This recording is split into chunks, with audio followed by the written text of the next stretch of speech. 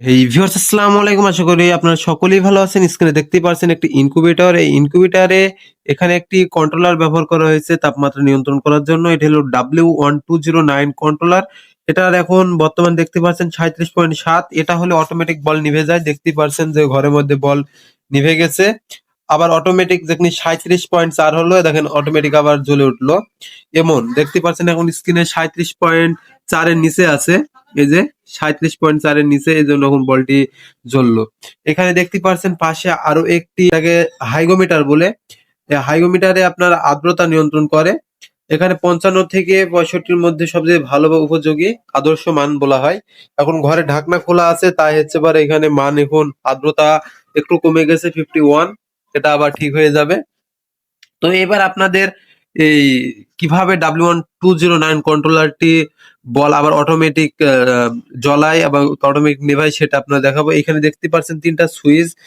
এই যে 3টা সুইচ আছে, এই 3টা সুইচের মাধ্যমে আমরা বলটা একেবারে কন্ট্রোল করি। এখানে ফিক্সড মান আগে দেওয়া আছে। এখানে সাধারণত 37.4 এর যদি এদিকে থাকে মান, তাহলে আপনার অটোমেটিক জ্বলে থাকবে। দেখতে পাচ্ছেন এখন বল অটোমেটিক জ্বলে আছে। আবার যখন হচ্ছে পারে 37.7 এর উপরে যাবে, তখন বল অটোমেটিক নিভে যাবে। তা দেখতে হলে একটু অপেক্ষা করুন। আমরা ঘরে তাপমাত্রা অটোমেটিক বেড়ে যাক, তাহলে আবার দেখবেন যে 37.7 এর উপরে গেলে বলটি নিভে যাবে। তো ভিউয়ার্স দেখতে পাচ্ছেন 37.9 এখন বা 37.7 তাপমাত্রা। এখন যদি আমি ঘরে ঢাকনাটা খুলি, তাহলে আপনারা দেখতে পারবেন যে হচ্ছে পারে ঘরের বলটি নিভে আছে। আপনারা যদি বিশ্বাস না করেন, তাহলে আপনারা দেখাইছে যে দেখুন 37.6, এই যে বল নিভে আছে।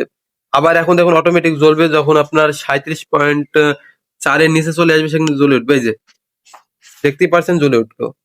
তো আজকের ভিডিও এই পর্যন্তই। যদি ভিডিওটি ভালো লাগে তাহলে অবশ্যই ইমরান ইলেকট্রোটেক বিডিকে সাবস্ক্রাইব করে পাশে থাকবেন, এবং এই W1209 কন্ট্রোলারটি যদি আপনারা কেউ সেভ না করতে পারেন, কিভাবে সেভ করতে হয় তা পরবর্তী ভিডিওতে আমরা দেখিয়ে দেবো। আপনারা কমেন্টে জানাবেন।